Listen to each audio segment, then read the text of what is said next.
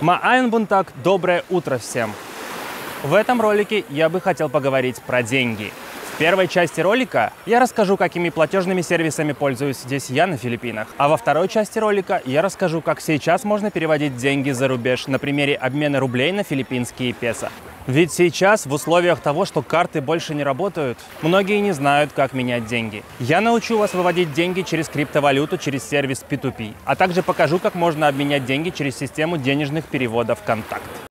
Самая популярная и востребованная платежная система на Филиппинах – это GCash.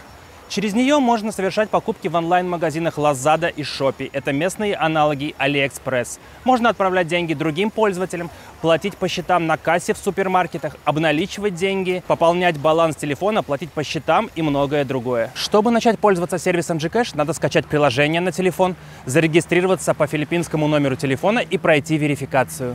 Верификацию можно пройти по загранпаспорту, но иногда могут попросить доказать происхождение и легальность ваших средств. Подойдет справка из вашего банка с выпиской за последний год на английском языке. После прохождения верификации вам будет доступен месячный лимит в 100 тысяч песо.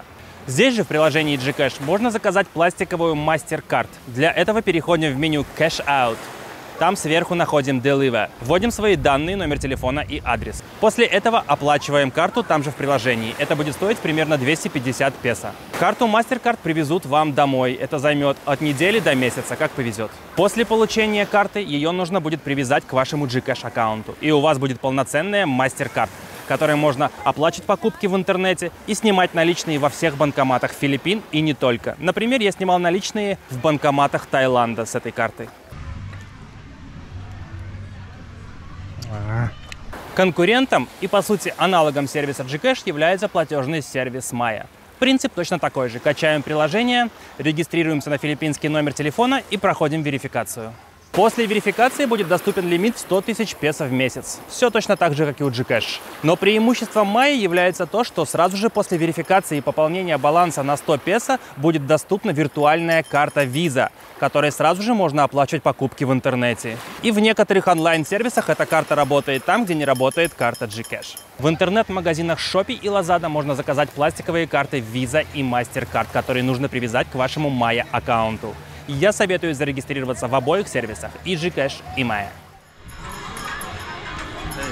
Hey. Hello. Hello. Thank you. Thank you for filming me. Для тех, кто работает с криптовалютой, я советую зарегистрировать филиппинский криптокошелек CoinsPH. У них есть внутренний обменник и филиппинская криптобиржа CoinsPro, на которой можно торговать криптовалюту в паре с филиппинским песо. У них есть как мобильное приложение, так можно работать и через сайт. CoinsPH поддерживает самые популярные монеты, и список поддерживаемых постоянно растет. Помимо этого, здесь можно делать все то же самое, что и в сервисах GCash и Maya. Правда, здесь нету пластиковых карт, но это не беда. Всего за 10 песо можно отправить свои деньги на ваш аккаунт GCash или Maya.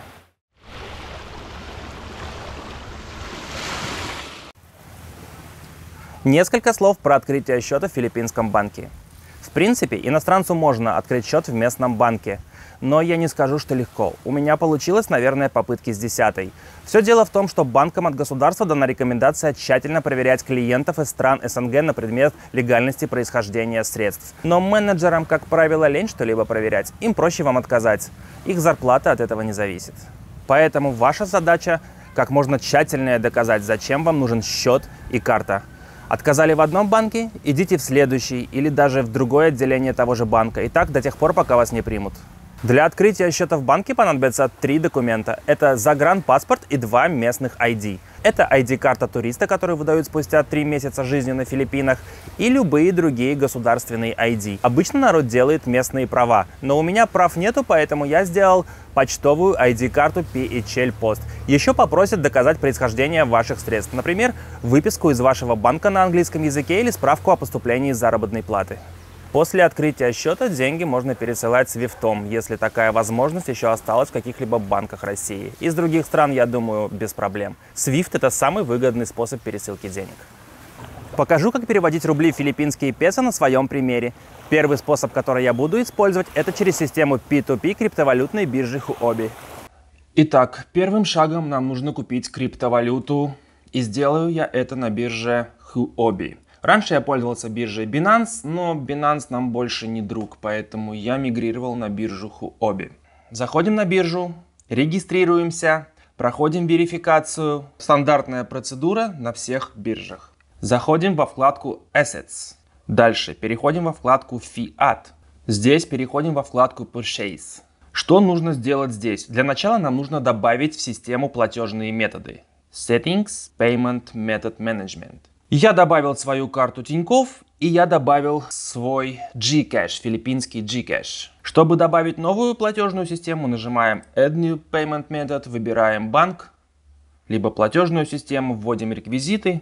Там ничего сложного, думаю, разберетесь. Так, нам надо купить USDT. Я хочу купить стейблкоины USDT. Проверяем, чтобы было Buy. Покупаем. Проверяем USDT, чтобы было. Выбираем валюту, за которую мы хотим купить крипту. В нашем случае это рубли.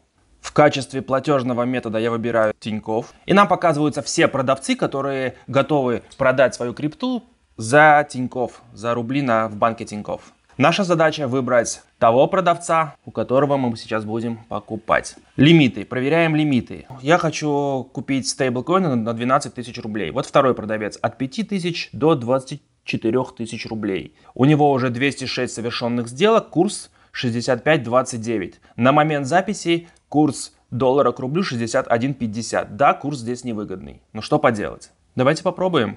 Выбираем верифицированного продавца с галочкой, потому что такие продавцы проверенные. Нажимаю «Купить USDT». Я хочу купить криптовалюту на 12 тысяч рублей. Подтверждаю. Отправляю продавцу короткое сообщение, чтобы убедиться, что он на месте. Теперь из своего банка я перевожу человеку вот по этим реквизитам 12 тысяч рублей. У меня высветилось имя Алла Ф. Алла Ф. Все верно, значит я ввел правильно. 12 тысяч рублей. Отправляю. Готово. Я только что отправил на имя вот этой вот Аллы 12 тысяч рублей. Я нажимаю «Я заплатил». Подтверждаю, что я оплатил. Пишу человеку, что все готово. И жду, пока он разблокирует мне криптовалюту. Готово. Сделка совершена. Человек разблокировал криптовалюту. И теперь у меня 183 USDT по курсу 65.34 на момент записи. Напоминаю, что на момент записи официальный курс 61.50. Таким образом, через систему P2P мы только что купили криптовалюту. Напишу ему спасибо. Вот, у меня на счету теперь 183 доллара, которые я только что купил за 12 тысяч рублей. Также криптовалюту можно купить на сайте BestChange. Сайт BestChange – это агрегатор обменников. Он показывает вам наилучшие предложения у разных обменников. Итак, слева мы вписываем то, что хотим отдать. Например, посмотрим Тинькофф. Тинькофф рубли. Справа мы вводим то, что хотим получить. Посмотрим USDT в сети BIP20. И вот все предложения. Но, как видите, курс здесь похуже, чем на бирже Huobi. Теперь купленные USDT я хочу продать на свой филиппинский Gcash и получить филиппинские песо. Поэтому я захожу во вкладку Sell, выбираю USDT, потому что только что мы их купили. В качестве валюты вбиваю филиппинские песо. В качестве системы оплаты, на которую я хочу получить филиппинские песо, я ставлю Gcash. Я вижу всех покупателей, которые работают с платежной системой Gcash и которые смогут отправить мне филиппинские песо на мою карту Gcash. Выбираем того, у которого подходящие лимиты. Я хочу купить 10 700 филиппинских песо. Я только что на свой Gcash получил 10 700 песо, поэтому я подтверждаю продавцу получение средств. Подтверждаю. Ввожу код двухфакторной аутентификации для подтверждения получения средств. Подтверждаю. И говорю человеку спасибо. Таким образом, я только что за 12 тысяч рублей купил 10 700 филиппинских песо. И у меня еще осталось 80 центов. По поводу рисков. Когда мы покупаем крипту, мы платим первые. Поэтому продавцов нужно выбирать верифицированных. Продавцы с галочкой, как правило, надежные. И рисков тут практически нет. Когда же мы продаем крипту, нам деньги платят первые. Поэтому там рисков никаких нету. Главное подтвердить получение средств. Все крупные криптовалютные биржи поддерживают сервис P2P. Какой именно пользоваться, выбирать вам. Принцип везде одинаковый. Но если будете регистрироваться на бирже Huobi, пожалуйста, зарегистрируйтесь по ссылочке, которую я оставлю в описании к этому ролику. Заранее спасибо. Следующий способ перевода, который я буду использовать, это через филиппинский криптокошелек CoinsPH. Но на этот раз я буду менять через криптовалюту Ripple. Почему именно через Ripple? Потому что в сети Ripple транзакции достаточно быстрые с маленькой комиссией. Второй способ обменять рубли на филиппинские песо, он производный от первого способа. Точно так же, таким же образом покупаем, но на этот раз не USDT, а криптовалюту Ripple. Выбираем рубли, выбираем, чтобы продавец использовал тот же банк, что и мы. У меня это Тинькофф, у вас может быть другой.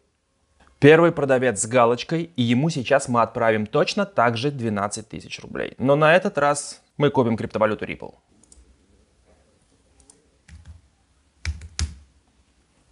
Подтверждаем. Здороваемся, чтобы убедиться, что человек на месте. Готово. Я только что отправил 12 тысяч рублей на счет некоего Николая. Подтверждаю платеж. Подтверждаю. И дополнительно сообщаю об этом в чате. Жду, пока продавец разблокирует мне средства. Средства разблокированы. Заходим, проверим на счет. Вот, у меня в кошельке получилось 386 риплов. Теперь полученную криптовалюту Ripple я отправляю на филиппинский криптообменник CoinsPH. Вывожу риплы. Для начала я вывожу полученные риплы на свой спотовый кошелек внутри биржи Huobi. Теперь на спотовом кошельке нахожу полученный рипл на спотовом кошельке и вывожу с биржи Huobi на филиппинский криптообменник CoinsPH. На CoinsPH нахожу адрес рипла. Нажимаю «Показать адрес». Вот адрес и мемо. Запоминаем и вводим сюда адрес. Итак. Указываем количество и нажимаем «Вывести».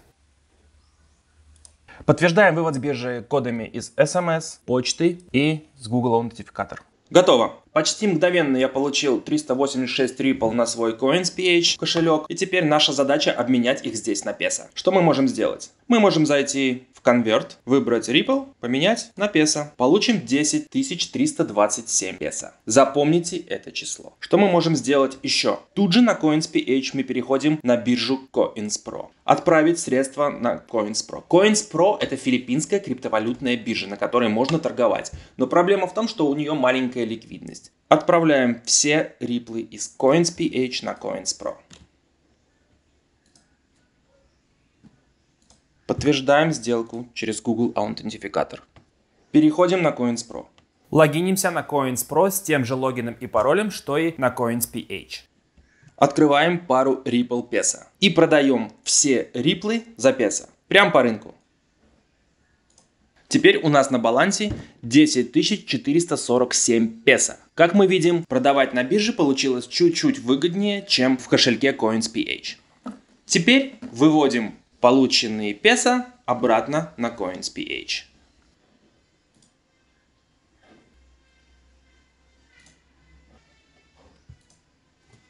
Готово. Теперь на нашем кошельке CoinsPH 10 466 песо. Как мы видим, через P2P сразу на Gcash получилось немножко выгоднее. Там было 10 700, а здесь 10 466. Что мы делаем дальше? Теперь мы отправляем данные деньги на карту Gcash. С комиссией 10 песо отправляем полученную сумму на Gcash. Готово. И последний способ, который я буду использовать для обмена денег, это через систему «Контакт денежные переводы». Если вам известен еще какой-нибудь способ отправки рублей на Филиппины, пожалуйста, напишите в комментариях. Расскажу, как отправлять деньги через систему денежных переводов «Контакт». Об этой системе мне рассказал подписчик, за что ему огромное спасибо. Для начала по номеру телефона вам надо зарегистрироваться и пройти верификацию. Данные подтверждены. Я думаю, с этим пунктом разберетесь. Отправить перевод. Направление перевода. Можно отправить в Турцию, Азербайджан, Таджикистан, Узбекистан, Грузию, Казахстан, Молдову, Филиппины, Абхазия, Беларусь, Кыргызстан, Россия, Южная Осетия, Албания, Бангладеш, Великобритания, Вьетнам, Египет, Израиль, Индонезия, Иордания, Йемен, Катар, Кения, Кипр, Кувейт, Ливан, Монголия, Эмираты, Пакистан, Панама, Сербия, Соединенные Штаты Америки и Эфиопия. Нас интересуют Филиппины. Выбираем город. У меня это Думагети. Выберите пункт оплаты. Ближайший ко мне это супермаркет Робинсон. LBC, Робинсон, Думагети. Думагети, Level 1, Робинсон, Place, Думагети, Бизнес Парк. Подходит. Далее. Расчеты производятся в долларах, но не переживайте. Сумма списания будут рубли, сумма зачисления будут песо. Я выведу $200. Источник средств. Личные сбережения. Назначение платежа. Личные сбережения. Взаимоотношения с получателем. Я сам. Заполняем данные отправителя и получателя. Отправителя заполняем по российскому паспорту, получателя по филиппинскому ID. Далее вводим данные вашей карты российского банка. Сумма платежа $200, сумма к выплате 11 700 песо, сумма к списанию 12 873 рубля. Далее. Готово. Только что на телефон я получил SMS с номером транзакции и номером платежной системы, которую нужно будет назвать на почте LBC при получении средств. Вот номер транзакции, а номер платежной системы Uremeet. Запомните, Uremeet. Сейчас только нужно поехать в Робинсон и получить деньги.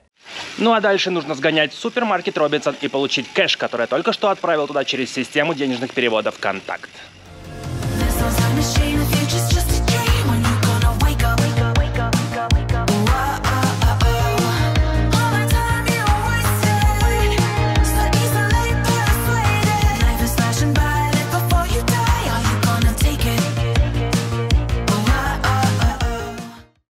Я приехал в супермаркет Робинсон. На втором этаже супермаркета Робинсон я нашел пункт выдачи LBC, который ранее указал при переводе. Сказал кассирше, что хочу получить наличные, заполнил форму получателя и получил деньги, которые тут же принялся тратить в кафе и продуктовом. Все 3 перевода я совершил в течение 1 часа и результаты свел в таблицу. Как видите, самым выгодным оказался метод через систему «Контакт» денежные переводы. Но вы должны понимать, что это именно в моменте. Например, в прошлый раз, когда я переводил деньги, выгоднее было через систему P2P.